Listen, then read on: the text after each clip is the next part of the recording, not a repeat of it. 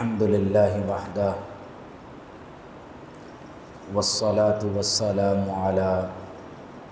من لا نبی بعدہ اما بعد فاعوذ باللہ من الشیطان الرجیم بسم اللہ الرحمن الرحیم الم یأن للذین آمنوا ان تخشع قلوبهم لذکر اللہ صدق اللہ العظیم وصدق رسولہ النبی الامین الکریم۔ سب تعریفیں اس پاک پروردگار کے لیے جس نے ہم سب کو جمعۃ المبارک کے دن اپنے گھر حاضر ہونے کی توفیق عطا فرمائی، اور بے شمار درود و سلام سید المرسلین خاتم النبیین محمد الرسول اللہ صلی اللہ تعالی علیہ وآلہ وسلم پر اللہ رب العزت کی بارگاہ میں ہم دعا گو ہیں۔ پروردگار عالم ہم سب کو قرآن مجید کی تلاوت کرنے کی اور اس پر عمل کرنے کی توفیق عطا فرمائے۔ نصف شعبان المعظم کی رات اور اس کا دن انتہائی بابرکت اور باعظمت ہے، اور کیونکہ آج کی شب عموماً لوگ اللہ تبارک و تعالیٰ کی عبادت کرتے ہیں، تسبیح کرتے ہیں، قرآن کی تلاوت کرتے ہیں، اور اس سے اگلے دن روزہ رکھتے ہیں، درود و سلام پڑھتے ہیں، تو ہم کوشش کریں گے کہ آج جمعۃ المبارک کے دن قرآن و سنت کی روشنی میں اللہ تبارک و تعالیٰ کی خشیت اور اس رات کی برکت کے حوالے سے چند ایک گزارشات آپ تمام دوست احباب کی خدمت میں پیش کریں۔ قرآن مجید میں اللہ تبارک و تعالی نے فرمایا الم یأن للذین آمنوا ان تخشع قلوبهم لذکر اللہ، فرمایا کیا ایمان والوں کے لیے ابھی وہ وقت نہیں آیا کہ ان کے دل اللہ کی یاد کے لیے رقت کے ساتھ جھک جائیں، وما نزل من الحق، اور اس حق کے لیے بھی فرمایا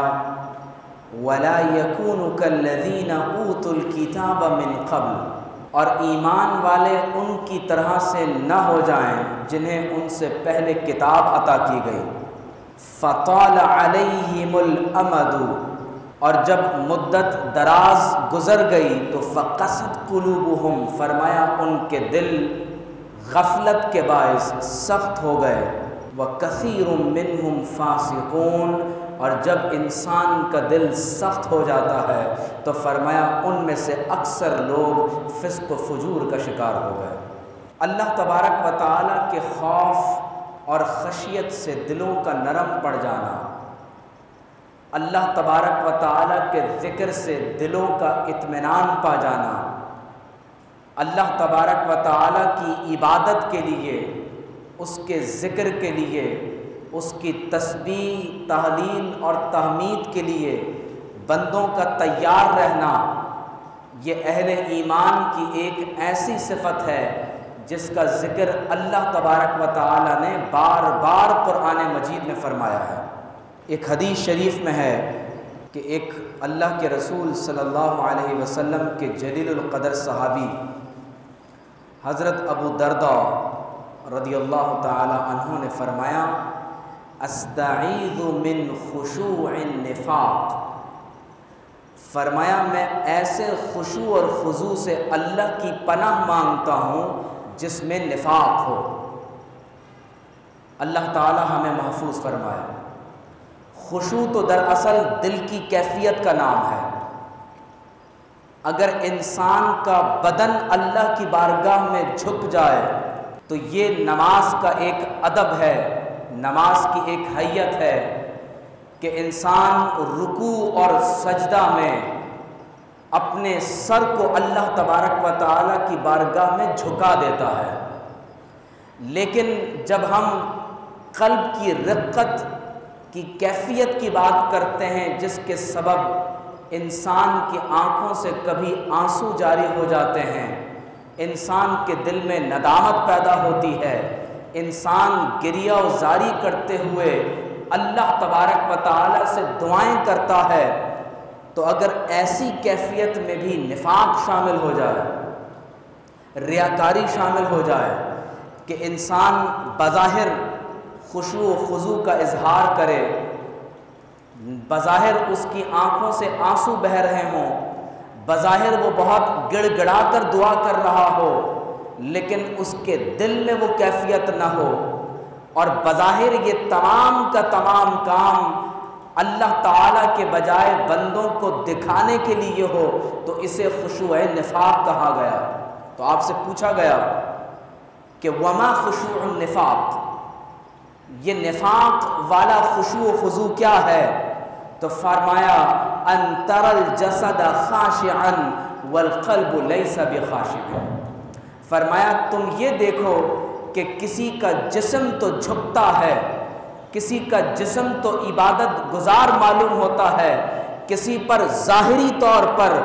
بڑی گریہ و زاری کی کیفیت طاری ہوتی ہے، لیکن اس کا دل اللہ کے ذکر سے غافل ہو،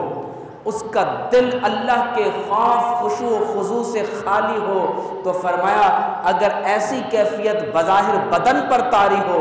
ریا کے لیے ہو، دکھاوے کے لیے ہو، لیکن دل میں یہ کیفیت نہ ہو، تو فرمایا پھر ایسے عمل کو خشوع نفاق کہا جاتا ہے۔ تو اللہ نے فرمایا کہ کیا ایمان والوں کے لیے یہ وقت نہیں آیا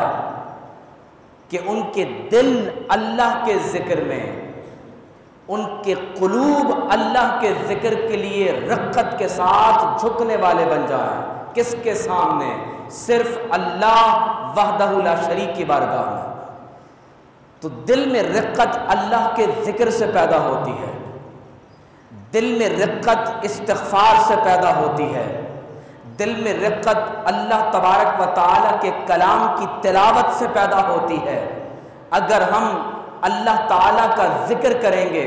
قرآن کی تلاوت کریں گے، بکثرت استغفار کریں گے، تو پھر اللہ تبارک و تعالیٰ ہمارے ظاہری بدن کو بھی جھکنے کی توفیق عطا فرمائے گا، اور اس کے ساتھ یہ دل بھی اللہ کی بارگاہ میں سجدہ ریز ہوگا۔ شعبان المعظم کا مہینہ انتہائی بابرکت مہینہ ہے،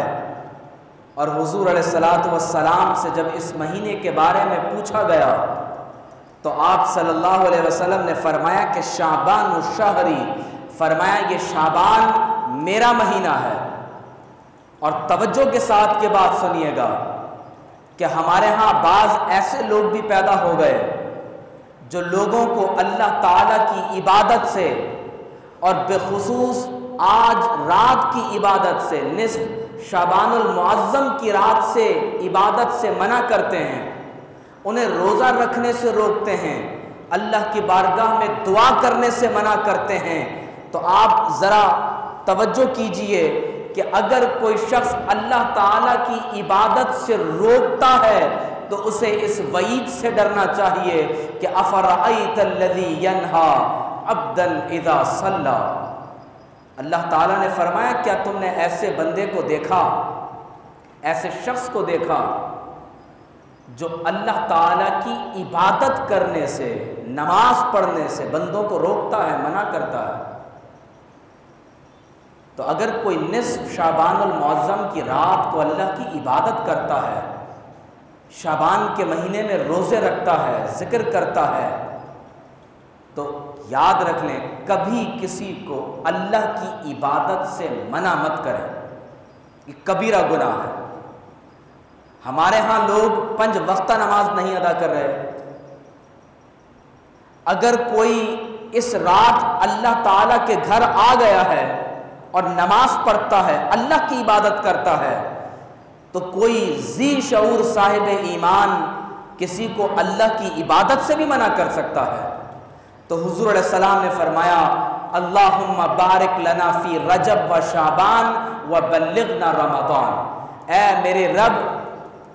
ہمیں رمضان سے قبل شعبان اور رجب میں برکتیں عطا فرما، اور اتنی برکت عطا فرما کہ اس کی برکت سے ہم رمضان کے مہینے کو پہنچ جائیں۔ تو گویا کہ شعبان کا مہینہ یہ استقبال رمضان کا مہینہ ہے۔ حضور علیہ الصلاۃ والسلام اس مبارک مہینے میں رمضان کے بعد سب سے زیادہ روزے رکھا کرتے تھے، اور اسے استقبال رمضان کا مہینہ اس لیے کہا گیا کہ اس مہینے میں روزہ رکھ کر عبادت کے ساتھ اہل ایمان اپنے آپ کو اللہ تبارک و تعالیٰ کی بندگی اور عبادت کے لیے تیار کرتے ہیں۔ اور آپ صلی اللہ علیہ وسلم کی سنت ہے کہ حضور علیہ الصلاۃ والسلام شعبان کے آخری دن رمضان المبارک کے استقبال پر ایک طویل خطبہ ارشاد فرماتے تھے، اور انشاءاللہ العزیز ہم بھی وہ خطبہ ہر سال کی طرح اس سال بھی ہم انشاءاللہ تعالی رمضان شروع ہونے سے پہلے آپ تمام احباب کے سامنے پیش کریں گے۔ نصف شعبان یعنی 15 شعبان کی رات کو لیلۃ النصف من شعبان کہا گیا۔ اس رات کو لیلہ مبارکہ کہا گیا، لیلۃ البراءہ کہا گیا۔ اسے برکت والی رات اسی لیے کہتے ہیں کہ اس رات اللہ تبارک و تعالیٰ کی برکات کا نزول ہوتا ہے۔ اسے لیلۃ البراءہ اسی لیے کہا جاتا ہے کہ اللہ رب کریم اس رات اپنے بندوں کو جہنم کی آگ سے براعت یعنی نجات عطا فرماتا ہے۔ اسے لیلۃ الصق بھی کہا جاتا ہے کہ اللہ رب کریم کی جناب سے اس رات بندوں کو جہنم سے آزادی کا پروانہ ملتا ہے، اور یہ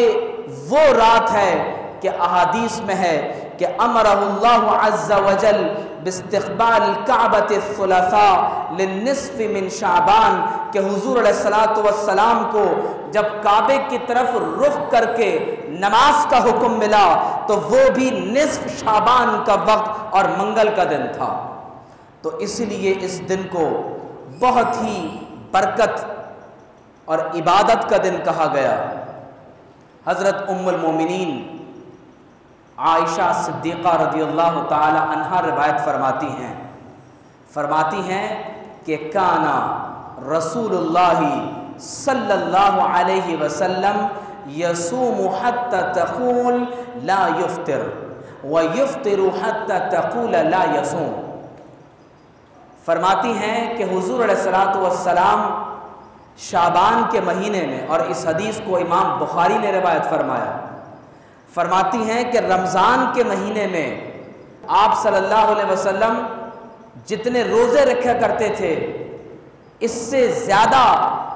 اگر آپ صلی اللہ علیہ وسلم نے کسی ایسے مہینے میں جس میں روزہ رکھنا فرض نہ ہو، آپ صلی اللہ علیہ وسلم نے رمضان کے بعد سب سے زیادہ اگر کسی مہینے میں روزے رکھے ہیں تو فرمایا وہ شعبان المعظم کا مہینہ ہے۔ آپ صلی اللہ علیہ وسلم روزہ رکھتے اور اتنے روزے رکھتے کہ معلوم ہوتا کہ اب آپ صلی اللہ علیہ وسلم پورا مہینہ روزے رکھیں گے۔ اگر روزے کو ترک کرتے تو لگتا کہ اب پورے شعبان کے مہینے روزہ نہیں رکھیں گے۔ اور آپ فرماتی ہیں کہ میں نے شعبان کے مہینے میں جتنے زیادہ روزے رکھتے ہوئے آپ صلی اللہ علیہ وسلم کو دیکھا، رمضان کے مہینے کے بعد فرمایا اس سے زیادہ کسی مہینے میں روزے رکھتے ہوئے نہیں دیکھا۔ ایک اور حدیث میں ہے، اور اس حدیث کو امام ترمذی نے روایت کیا کہ حضرت انس رضی اللہ تعالی عنہ فرماتے ہیں کہ سئل النبی صلی اللہ علیہ وسلم، حضور علیہ الصلاۃ والسلام سے سوال کیا گیا کہ ای الصوم افضل بعد رمضان، یا رسول اللہ صلی اللہ علیہ وسلم رمضان کے بعد سب سے افضل روزہ کون سا ہے؟ رمضان کے بعد سب سے افضل روزہ کس مہینے کا ہے؟ تو آپ صلی اللہ علیہ وسلم نے فرمایا شعبان لتعظیم رمضان، فرمایا شعبان کے مہینے میں روزہ رکھنا کس لیے؟ تاکہ رمضان کی تعظیم کی جائے، کہ رمضان کا مہینہ آنے والا ہے، جس مہینے میں فرض کا ثواب 70 گنا اور نفل کا ثواب فرض کے برابر کر دیا جاتا ہے، جس مہینے میں قرآن نازل کیا گیا، جس مہینے کے عشرے اللہ نے رحمت، مغفرت اور عتق من النار کے بنائے، اس مہینے کی تعظیم کے لیے آپ صلی اللہ علیہ وسلم نے شعبان کے مہینے میں روزہ رکھنا رمضان کے بعد سب سے زیادہ افضل قرار دیا ہے۔ تو وہ کون لوگ ہیں جو شعبان کے مہینے میں لوگوں کو عبادت سے، ریاضت سے، ذکر سے، تلاوت سے اور اللہ تبارک و تعالیٰ کی رضا کے لیے روزہ رکھنے سے منع کرتے ہیں؟ حضرت ام المومنین عائشہ صدیقہ رضی اللہ تعالی عنہا فرماتی ہیں کہ ایک رات میں نے حضور علیہ السلام کو دیکھا کہ آپ صلی اللہ علیہ وسلم جنت البقیع میں ہیں۔ بقیع حضور علیہ السلام کے قدمین شریفین کی طرف ایک زمین کا ایسا ٹکڑا ہے جہاں اکابر صحابہ، تابعین، اتباع تابعین، اہل بیت آرام فرما ہیں، اور اللہ تعالیٰ نے انہیں یہ مقام عطا فرمایا کہ مرنے کے بعد جو آرام کی جگہ ملی تو وہ محمد الرسول اللہ صلی اللہ علیہ وسلم کے قدمین شریفین میں ہے۔ اور آپ صلی اللہ علیہ وسلم نے فرمایا کہ جب قیامت کا دن ہوگا اور حشر کے میدان میں لوگ اپنی اپنی قبروں سے نکلیں گے تو آپ صلی اللہ علیہ وسلم نے فرمایا کہ سب سے پہلے میں اپنی مبارک قبر سے نکلوں گا، میرے ساتھ حضرت مسیح ہوں گے، حضرت ابو بکر عمر رضی اللہ تعالی عنہما ہوں گے، اور فرمایا میں سب سے پہلے بقیع کے قبرستان میں مدفون لوگوں کو اپنے ساتھ لے کر اللہ کی بارگاہ میں حاضر ہوں گا۔ ان کی یہ شان اور مرتبہ ہے۔ تو حدیث میں آتا ہے کہ آپ فرماتی ہیں کہ میں نے حضور علیہ السلام کو بقیع میں دیکھا تو میں نے عرض کی یا رسول اللہ صلی اللہ علیہ وسلم، میرا گمان یہ تھا کہ آپ علیہ السلام اپنی ازواج میں سے کسی کے پاس ہیں، تو آپ رات کو یہاں قبرستان میں ہیں؟ تو حضور علیہ السلام نے فرمایا ان اللہ عز وجل ینزل لیلۃ النصف من شعبان الی السماء، فرمایا بے شک اللہ تبارک و تعالی 15 شعبان کی رات کو آسمان دنیا پر توجہ فرماتا ہے، اور فرمایا الی السماء الدنیا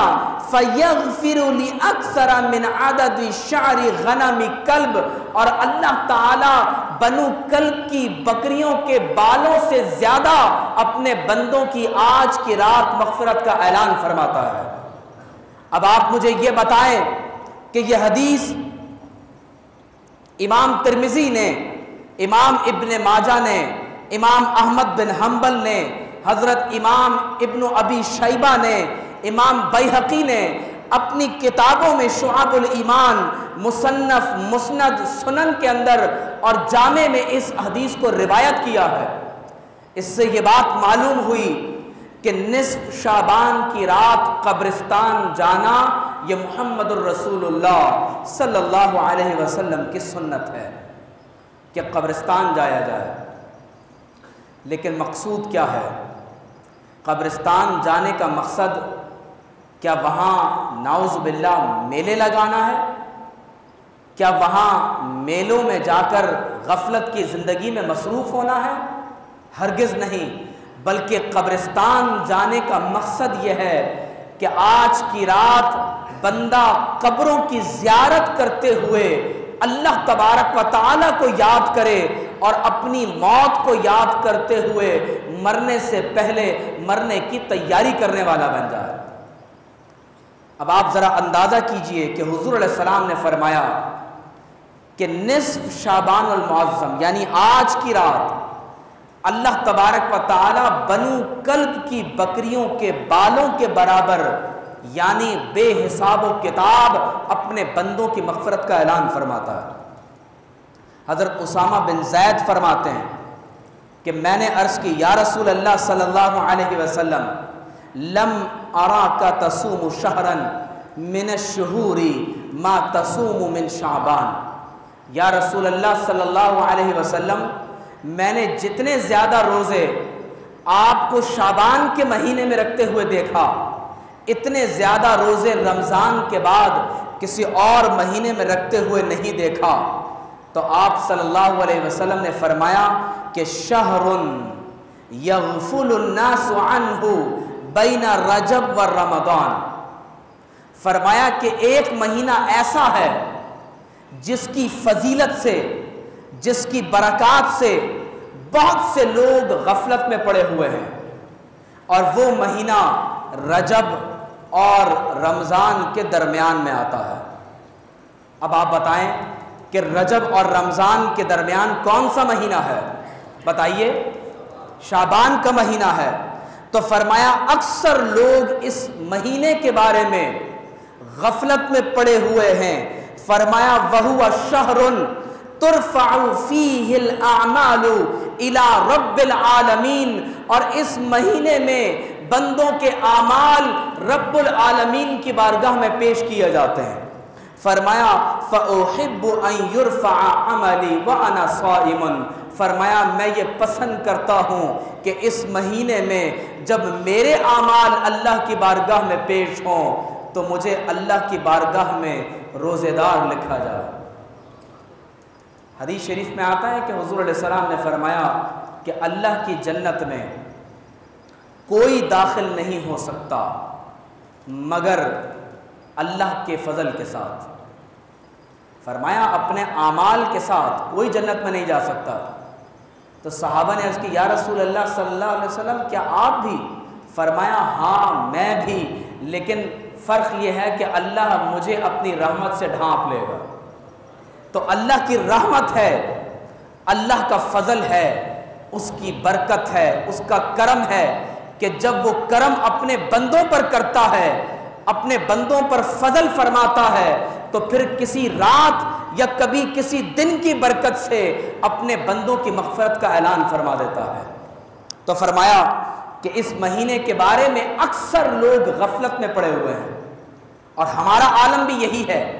نہ ہم شعبان کے مہینے میں خود عبادت کرتے ہیں، نہ 15 شعبان کی رات کو شب بیداری کرتے ہیں، بلکہ مستضاد یہ کہ ہم دوسرے لوگوں کو عبادت سے منع کرتے ہیں۔ بڑے افسوس کی بات ہے، آپ دیکھیں گے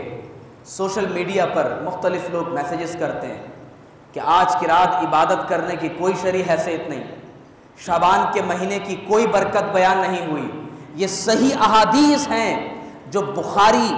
ترمذی، سنن ابن ماجہ، مسند امام احمد بن حنبل، امام بیہقی کی شعب الایمان اور سنن نسائی اور ان دیگر کتب سے میں اس وقت آپ کے سامنے بیان کر رہا ہوں۔ تو حضور علیہ الصلوۃ والسلام نے فرمایا، حضرت علی بن ابی طالب رضی اللہ تعالی عنہ اس حدیث کے راوی ہیں، فرماتے ہیں کہ رسول اللہ صلی اللہ تعالی علیہ وسلم نے فرمایا، اور اس حدیث کو امام ابن ماجہ نے جو صحاح ستہ کی ایک کتاب ہے روایت فرماتے ہیں کہ اذا کانت لیلۃ النصف من شعبان، فرمایا کہ جب نصف شعبان کی رات یعنی آج کی رات ہو، یعنی اگلا دن 15 کا ہو اور رات نصف شعبان المعظم کی ہو، تو فرمایا فقوموا لیلہا وصوموا نہارہا، اس دن کی رات کو اللہ کی بارگاہ میں قیام کیا کرو اور اس دن کو روزہ رکھا کرو، اس کے دن کو روزہ رکھا کرو اور اس کے رات کو قیام کیا کرو۔ کیوں؟ فرمایا ان اللہ ینزل فیہا لغروب الشمس الی سماء الدنیا، فرمایا کہ جب سورج غروب ہو جاتا ہے تو اللہ تبارک و تعالی نصف شعبان المعظم کی رات کے آغاز سے خصوصی طور پر آسمان دنیا کی طرف توجہ فرماتا ہے۔ فرمایا فیقول، اور اللہ تعالیٰ یہ اعلان فرماتا ہے، الا من مستغفر لی فاغفر له، اللہ تعالیٰ خود اعلان فرماتا ہے، خبردار کیا کوئی ہے جو مجھ سے اپنے گناہوں کی مغفرت طلب کرے اور میں اس کے گناہوں کو معاف فرما دوں؟ الا مسترزقن، فرمایا الا مسترزقن، کیا کوئی اللہ تعالیٰ سے رزق طلب کرنے والا ہے؟ فَأَرْزُقَهُ، کہ میں اس کو رزق عطا فرما دوں۔ الا مبتلا، کیا کوئی ہے جو کسی مصیبت میں مبتلا ہو؟ فَأُعَافِيَهُ، اور میں اسے مصیبت سے عافیت عطا فرما دوں۔ کیا کوئی ایسا ہے، کیا کوئی ویسا ہے؟ فرمایا حتی یطلع الفجر، یہاں تک کہ فجر کی نماز کا وقت ہو جاتا ہے۔ پوری رات اللہ تبارک و تعالی اپنے بندوں میں یہ اعلان فرماتا ہے، کوئی ہے جو مجھ سے مغفرت طلب کرے، کوئی ہے جو مجھ سے رزق طلب کرے، کوئی ہے جو کسی مصیبت میں مبتلا ہو مجھ سے دعا کرے۔ آج رحمت کے دروازے کھلے ہوئے ہیں اور اللہ تبارک و تعالی اپنے بندوں کو ان کی دعا کے طفیل جو وہ سوال کرتے ہیں انہیں عطا فرماتا ہے۔ ایک بزرگ کے بارے میں آتا ہے، ایک اللہ کے ولی نصف شعبان المعظم کی رات کو دعا فرما رہے ہیں، یا اللہ میں ہوں، اے رب کریم میں ہوں، اے پروردگار میں ہوں۔ تو کسی نے پوچھا کہ یہ کیسی دعا کرتے ہیں؟ تو فرمایا حدیث شریف میں ہے کہ اس وقت اللہ تعالیٰ یہ اعلان فرما رہا ہے، کوئی ہے جو مجھ سے مغفرت طلب کرے تو میں اس کے گناہوں کو معاف فرما دوں۔ تو میں عرض کرتا ہوں کہ اے رب کریم تیری مغفرت کا متلاشی میں ہوں۔ اللہ تعالیٰ پوچھ رہا ہے، کوئی ہے جو بے روزگار ہے، کوئی ہے جو اپنے رزق میں برکت چاہتا ہے، کوئی ہے جو رزق میں فراوانی کا متلاشی ہے، تو میں عرض کر رہا ہوں اے رب کریم تجھ سے تیرے فضل کا سوال کرنے والا میں ہوں۔ اے رب کریم میں مصائب میں مبتلا ہوں، میں گناہوں میں مبتلا ہوں، میں نے اپنی زندگی فسق و فجور میں گزاری ہے، میں نے اپنی زندگی غفلت میں گزاری ہے۔ آج کی رات میں تجھ سے مغفرت طلب کرتا ہوں، میں تجھ سے رزق میں اضافے کی دعا کرتا ہوں۔ تو اس طرح جب کوئی بندہ اللہ تعالیٰ سے دعا کرتا ہے تو حدیث کے مطابق اللہ تبارک و تعالیٰ اس کے گزشتہ تمام گناہوں کو معاف فرما دیتا ہے۔ آج کی رات توبہ کی رات ہے، کم از کم 2 رکعت نماز نفل توبہ کے ضرور ادا کریں، اللہ تعالیٰ کی بارگاہ میں قیام کریں، رکوع کریں، سجدہ کریں، تلاوت کریں، کسی کی باتوں میں نہ آئیں۔ اگر کوئی اللہ کی عبادت سے روکتا ہے تو سمجھ لیجئے کہ یہ شیطان کا کام ہے۔ اللہ تعالیٰ کی عبادت سے روکنا، اللہ کے ذکر سے روکنا، شب کو زندہ کرنا، یہ اللہ کو بہت پسند ہے۔ حضور علیہ السلام نے فرمایا، امام احمد بن حنبل روایت فرماتے ہیں کہ حضرت عبداللہ بن عمر رضی اللہ تعالی عنہ راوی ہیں کہ حضور علیہ السلام نے فرمایا ان رسول اللہ صلی اللہ علیہ وسلم قال یطلع اللہ عز وجل الى خلقہ لیلۃ النصف من شعبان، آج کی رات اللہ تعالیٰ اپنے بندوں کو خصوصی طور پر رحم کی نگاہ سے دیکھتا ہے۔ اللہ اکبر، اللہ تعالیٰ اپنے بندوں کو رحمت کی نگاہ سے دیکھتا ہے اور پروردگار عالم اپنے تمام بندوں کی مغفرت کا اعلان فرما دیتا ہے۔ فرمایا لیکن 2 لوگ ایسے ہیں جن کی مغفرت نہیں ہوتی یہاں تک کہ سچی توبہ کر لیں۔ فرمایا ایک وہ شخص جس کے دل میں اپنے صاحب ایمان بھائی کے لیے کینہ ہو، بغض ہو، عداوت ہو، دشمنی ہو، اللہ تعالیٰ اس کی مغفرت نہیں فرماتا۔ اور فرمایا دوسرا وہ شخص جو قتل کرنے والا ہو، قاتل کی مغفرت نہیں ہوتی۔ اور ایک روایت میں یہ بھی ہے کہ اللہ تبارک و تعالی سب کی مغفرت فرما دیتا ہے لیکن شرک کرنے والے کی مغفرت نہیں ہوتی۔ اور بعض روایات میں اس کا بھی ذکر ہے کہ اللہ تبارک و تعالی حسد کرنے والے کی بھی مغفرت نہیں فرماتا، اور آپ صلی اللہ علیہ وسلم نے فرمایا کہ اللہ تبارک و تعالی یوں بھی ارشاد فرماتا ہے کہ کیا کوئی سوال کرنے والا ہے، مجھ سے جو چاہے سوال کرے، فَأُعْطِيَهُ، آج کی شب میں اسے عطا کر دوں گا۔ اب آپ اندازہ کیجئے کہ بعض روایات میں ہمیشہ شراب پینے والا کا بھی ذکر ہے کہ جو ہمیشہ شراب پیتا ہو، زنا کا ارتکاب کرتا ہو، والدین کا نافرمان ہو، شرک کرتا ہو،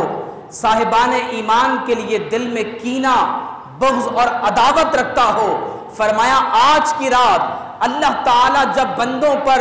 نظر رحمت فرماتا ہے تو سب کی مغفرت ہو جاتی ہے، لیکن ان لوگوں کی مغفرت نہیں ہوتی، نہ دعا قبول ہوتی ہے تا وقت کہ وہ اللہ تعالیٰ سے سچی توبہ کر لیں، سچی توبہ کر لیں۔ ایک اور حدیث میں آتا ہے کہ حضرت امام شافعی رحمۃ اللہ علیہ صحابہ سے روایت فرماتے ہیں کہ 5 راتیں ایسی ہیں جس میں کوئی دعا رد نہیں ہوتی۔ سبحان اللہ۔ ایک جمعے کی رات جو گزشتہ رات تھی، آج جمعے کا دن، گزشتہ رات، فرمایا دعا رد نہیں ہوتی۔ فرمایا لیلۃ الاضحیٰ، عید قربان کی رات جسے ہم چاند رات کہتے ہیں، ولیلۃ الفطر، اور فرمایا چاند رات جو رمضان والی عید، چھوٹی عید کی شب جو عبادت کرتا ہے اللہ تعالیٰ دعا کو رد نہیں کرتا۔ وَأَوَّلُ لَيْلَةٍ مِّن رجب، رجب کے مہینے کی پہلی رات اللہ دعاؤں کو رد نہیں فرماتا، اور فرمایا وَلَيْلَةُ النِّصْفِ مِن شعبان، اور نصف شعبان یعنی 15 شعبان کی رات اللہ تعالیٰ بندوں کی دعاؤں کو رد نہیں فرماتا۔ حدیث میں ہے کہ تقطع الآجال من شعبان الی شعبان، فرمایا کہ ایک تقدیر تو وہ ہے جو ازل میں لکھ دی گئی، قلم خشک ہو گیا، تقدیر لکھ دی گئی، لیکن تقدیر کے امور جس رات اللہ کے فرشتوں کو عطا کر دیے جاتے ہیں کہ اس شعبان سے دوسرے شعبان تک اس شخص کی زندگی کا وقت پورا ہو چکا، تو فرمایا قال ان الرجل لینکح ویولد لہ، فرمایا کسی کا نکاح ہو رہا ہوتا ہے،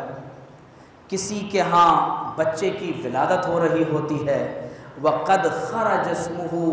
فرمایا فی الموتى، لیکن اس کا نام زندوں کی فہرست سے نکال کر آج کی رات مردوں کی فہرست میں لکھ دیا جاتا ہے۔ اور حضور علیہ الصلاۃ والسلام نے، امام ابن کثیر نے اس حدیث کو یوں بھی روایت فرمایا کہ وقد اخرج اسمہ فی الموتى، اور اس کا نام زندوں کی فہرست سے نکال کر مردوں کی فہرست میں لکھ دیا جاتا ہے۔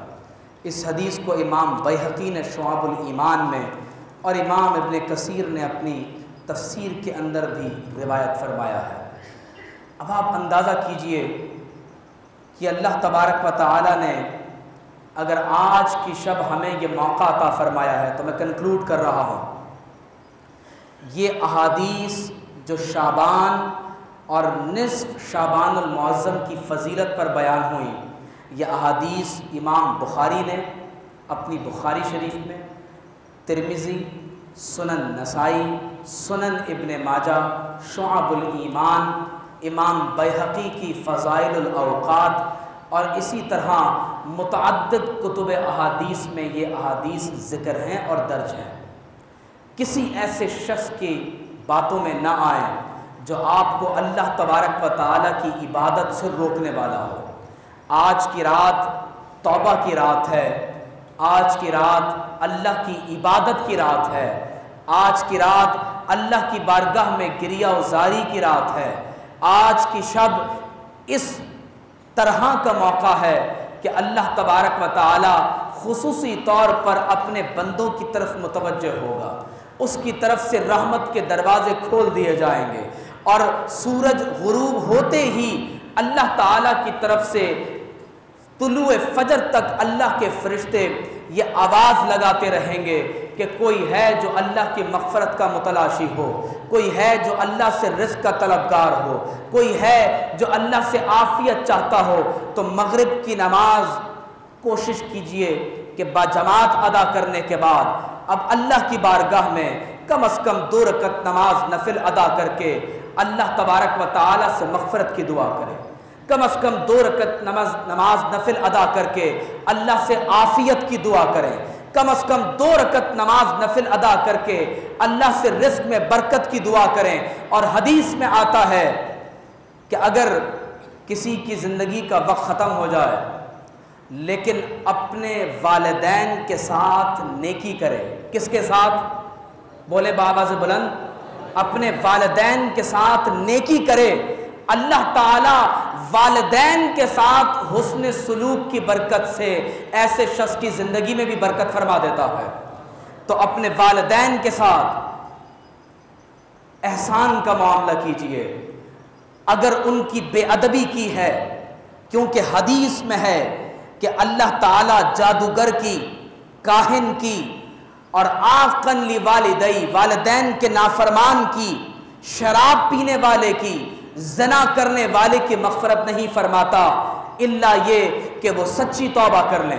تو اگر کوئی ایسے گناہ میں مبتلا ہے، اگر کوئی گناہ کبیرہ میں مبتلا ہے، چاہے وہ سود کا لین دین ہو،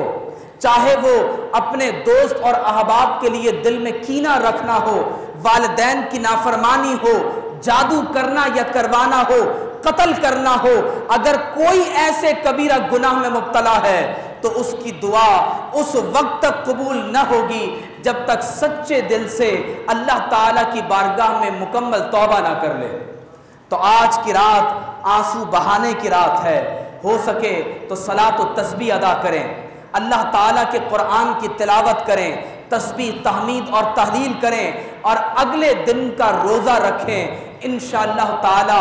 رمضان کی تعظیم کی نیت سے ان عبادات کا بجا لانا اللہ تبارک و تعالی ہماری مغفرت کا سبب بنائے گا۔ وآخر دعوانا ان الحمدللہ رب العالمین۔